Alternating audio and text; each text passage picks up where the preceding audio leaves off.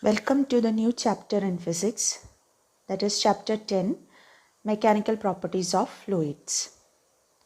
A fluid means something which can flow. Fluids, they do not have definite shape of its own.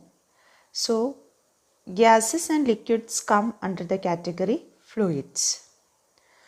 Fluids shape changes by the application of very small shearing stress. Shearing stress means something changes the shape. And as I said, it is liquid and gas which comes under the category fluids. Now, an important physical quantity in relation with fluid is thrust. Thrust means normal force acting on a surface. Means a force which is acting perpendicular to a surface is called as thrust.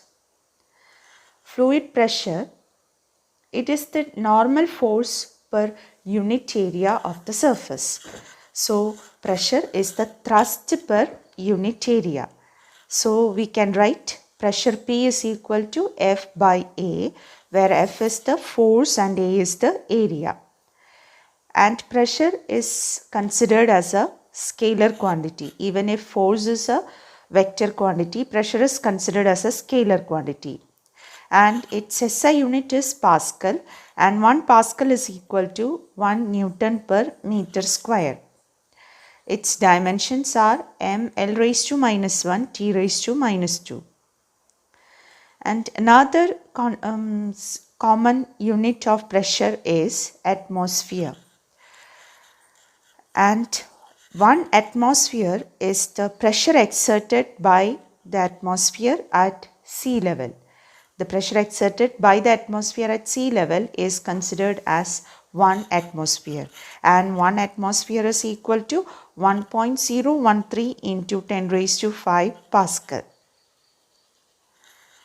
Now, next quantity is density. Density is mass per unit volume, that is rho equal to m by v. And generally liquids are incompressible. Therefore, density of the liquids will be constant at all pressures. But density of gases, as we know, changes with the pressure. So it is not a constant. For liquids it will be constant, but for gases density will not be constant. Dimensions of density are m L raised to minus 3 and its SI unit is kilogram per meter cube. And density of water at 4 degrees Celsius, it is 1 into 10 cube kilogram per meter cube. So generally density of a substance is expressed in terms of relative density. Relative density means density of a substance with respect to density of water. That means density of a substance divided by density of water. That's what we call as relative density, or it is also called as specific gravity. So relative density is a dimensionless scalar quantity which will always be positive. So densities of the substances, they are expressed in terms of relative density. So if we say relative density of mercury is 13.6, it means that its density is 13.6 into 10 cube, because 10 cube kilogram per meter cube is the density of water. So relative density multiplied by 10 raised to 3 will give you the actual density of any substance. And remember, relative density is also called as specific gravity. Now we have an important law with regard to fluids, that is Pascal's law. And Pascal's law itself, there are two. The first law is this, that is pressure in a fluid at rest is the same at all points if they are at the same height. So in the same horizontal level in a fluid, the pressure will be same. That's what. So in the same height, pressure will be same. In the fluid, inside the fluid we are seeing. So how the pressure varies with the depth, that's what we are going to discuss now. Now here we have an imaginary cylinder. We are considering a cylinder. We have taken a liquid or a fluid in a big vessel, and well inside the liquid in the vessel we are considering an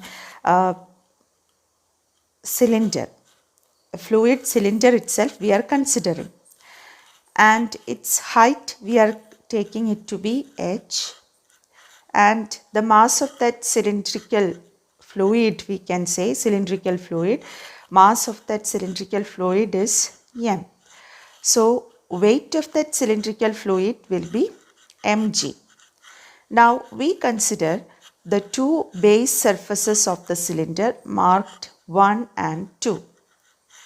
Now because of the property of the fluid will be exerting pressure on this cylinder from all the sides, and on all the sides this pressure will be normal to the surface, as we know.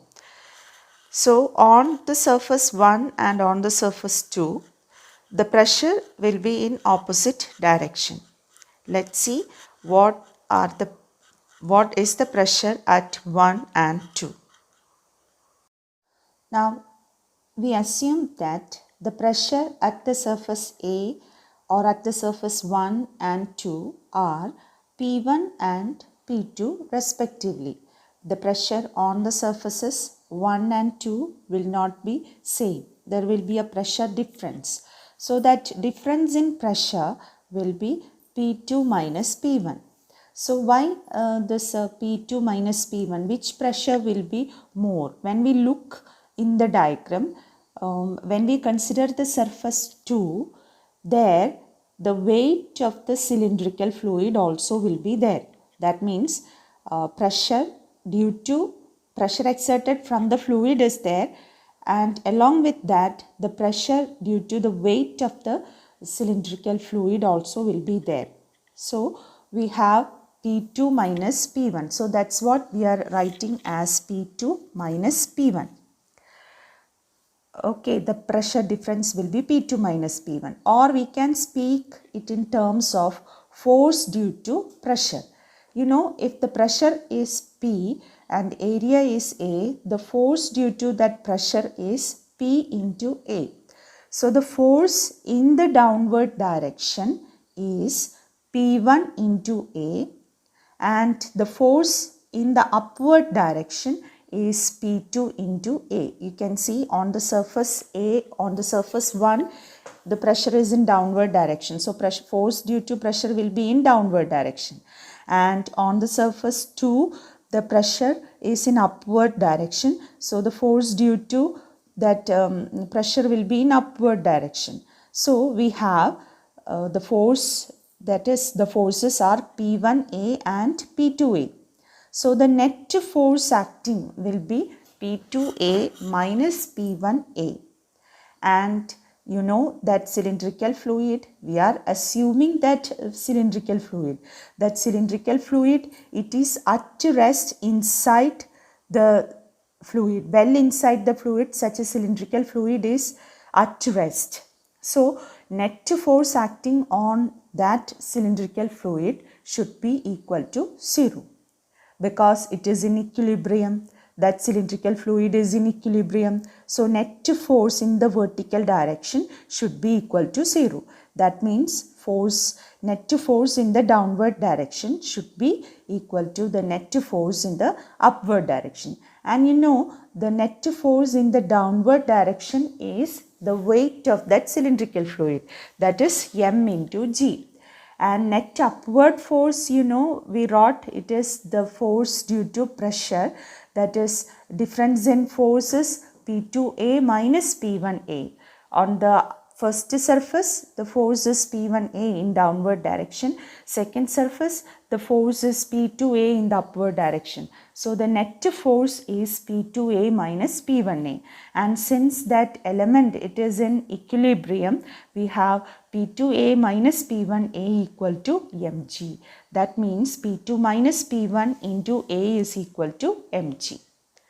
Okay, so that is our expression, what we have. Now let's think about mass. So what is mass? Mass is what we already discussed, one relation, density is equal to mass by volume. So mass is equal to what? Density into volume, rho into V, m is equal to rho into V. So V we can write as what? Volume, area into height. If A is the area into height gives the volume. So we have m is equal to rho HA. Just to substitute that in the above expression. So we have P2 minus P1 into A equal to rho HA into G.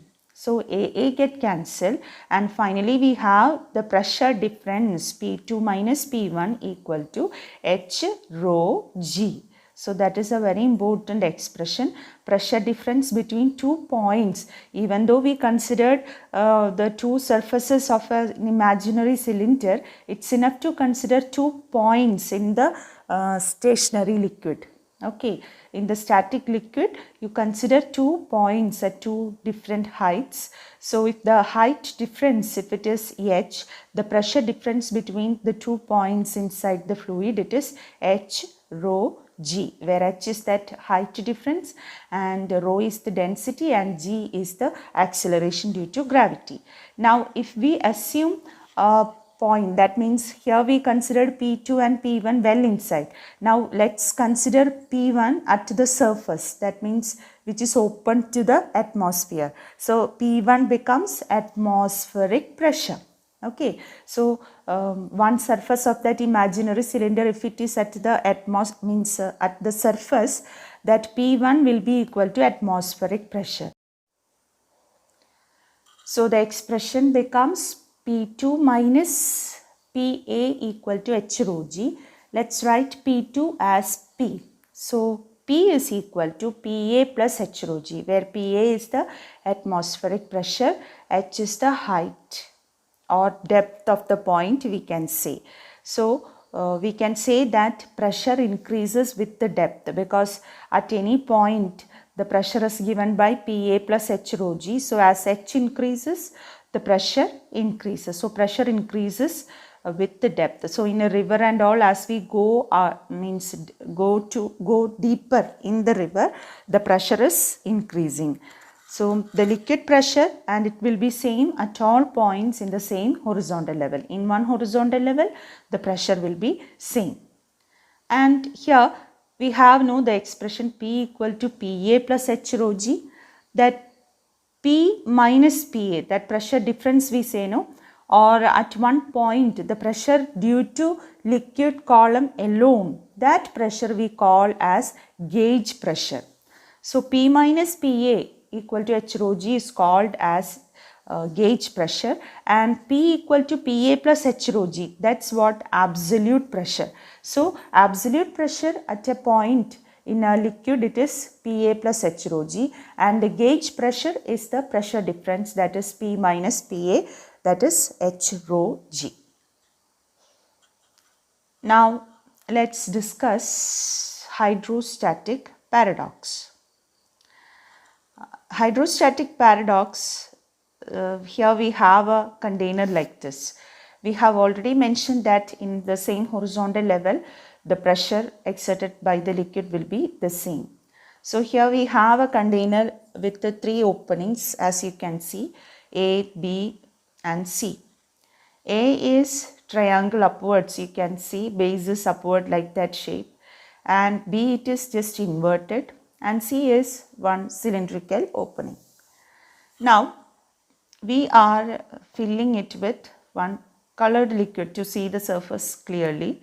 So when we fill it, we can see that the level of liquid in the 3 openings, it will rise up at the same time. That means always the 3 levels in A, B and C will be same. It rises together. It doesn't mean that first B will get filled, then only A will get filled, then last C will get filled. Not like that. The liquid level in all the 3 openings, it remains the same at all time. Okay, that's what we mean by hydrostatic paradox. That means liquid level, it is independent of the shape of the container, and it is a consequence of Pascal's law. Now let's discuss atmospheric pressure. The pressure of the atmosphere at any point, it is the weight of column of air of unit cross-sectional area extending from a point to the top of the atmosphere. That means on the surface of earth, at one point you can consider an area, unit area. Unit area means 1 meter square area. Then you just imagine a column of air extending to the end of the atmosphere. And so you will have an air column which ends at the end of the atmosphere. So the pressure exerted by that air column is called as actually the atmospheric pressure. In simple words, it is the pressure exerted by the atmosphere, and it is equal to the weight of the column of unit cross-sectional area extending from the point to the top of the atmosphere. And at sea level, the atmospheric pressure is 1.013 into 10 raised to 5 Pascal, and as we said, that is called as 1 atmosphere. And it is maximum on the surface, and as we go up, the pressure decreases. Now, measurement of pressure. Instruments used to measure pressure are called manometers, and barometer is a special device used to measure atmospheric pressure. Let's discuss mercury barometer. It was discovered by an Italian scientist, Torricelli, and it consists of a long glass tube closed at one end and filled with mercury. And this tube, it is inverted into a trough of mercury. So this is the experimental arrangement of that mercury barometer. So in the tube, on the top, you can see when the tube is inverted, there is a space which will be vacuum, and it may contain only little bit of mercury vapor whose pressure we can neglect. So in that vacuum space, we neglect the pressure. That means pressure P there, it is equal to 0. Now we consider 2 points, that is pressure on the surface itself. That means we consider 2 points at the surface of the liquid. One is inside the glass tube, we call that point as A, and the other is outside the glass tube, that is B. So A and B are the 2 points on the surface of the liquid in the same horizontal level. So from Pascal's law, we can write pressure at A should be equal to pressure at B. And pressure at B is nothing but the atmospheric pressure because it is open to the atmosphere.